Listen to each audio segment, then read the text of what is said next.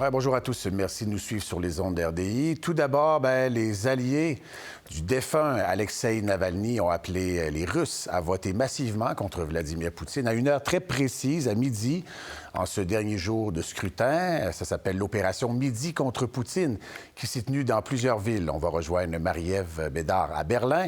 Marie-Ève, Yulia Navalnaya, la veuve d'Alexeï Navalny, a demandé à ses partisans à donner leur voix à n'importe quel autre candidat que Vladimir Poutine.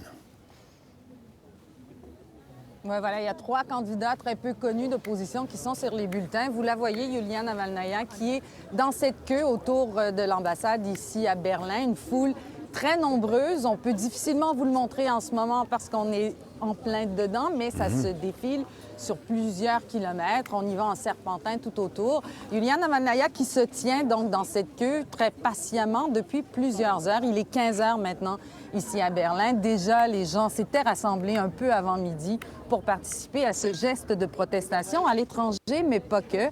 En Russie aussi, devant les bureaux de scrutin, on avait appelé à tous les opposants de Vladimir Poutine à se présenter de façon importante, un signe de protestation, sans risquer les arrestations. On a aussi vu des gens venir déposer leur bulletin de vote sur la tombe d'Alexeï Navalny, le mari de Yulia Navalnaya, plus tôt aujourd'hui. Une tombe qui continue encore aujourd'hui de recevoir des visiteurs qui viennent y poser des fleurs, même si on a tenté de nettoyer.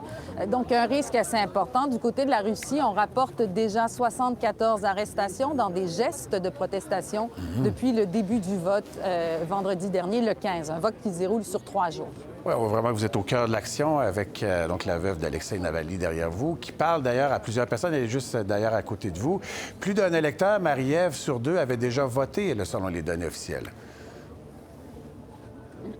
Un taux de participation très important. Selon Meduza, un média d'opposition russe, plus de 70 à l'heure où on se parle, un taux de participation record, donc qui bat la participation des élections précédentes, même si, sans surprise, on le sait, c'est Vladimir Poutine qui va l'emporter. Le taux de participation élevé, c'était important pour lui aussi. Comme il n'y a aucun candidat crédible de l'opposition, pour le Kremlin, pour Vladimir Poutine, plusieurs personnes qui se présentent dans les bureaux de scrutin, ça veut dire que son gouvernement est véritablement légitime, même si on s'attend à ce que les résultats soient assez tronqués. Les gens qui sont venus un peu plus tôt aujourd'hui, il y avait une scène où Mikhail Khodorkovsky, entre autres, est venu prononcer un discours, un membre important de l'opposition, mais toujours en exil, disait que, en fait, ce qui compte, c'est de se voir, de s'entendre, de sentir qu'on n'est pas seul et que cette opposition, elle est représentée, malgré qu'aujourd'hui, peu de choses puissent être faites pour défaire Vladimir Poutine, qui devrait emporter donc un 5e mandat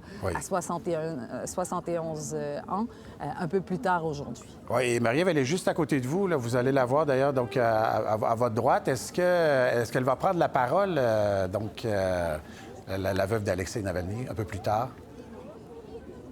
Bien, on s'attend à ce qu'elle fasse des déclarations. Oui, on nous a dit qu'elle ne prendrait pas la parole jusqu'à ce qu'elle ait pu déposer son bulletin de vote dans les urnes ici. Ça pourrait prendre plusieurs heures parce que là, on est sur un axe routier, mais il faut encore tourner le coin à quelques dizaines de mètres d'ici. Donc, dans plusieurs heures, si les bureaux ne sont pas encore fermés, elle devrait faire une déclaration à la sortie du bureau. Assurément, et on va suivre ça. On va s'en parler assurément plus tard. Marie-Ève Bédard, je vous remercie énormément. Je rappelle que vous êtes à Berlin. Au revoir. À plus tard.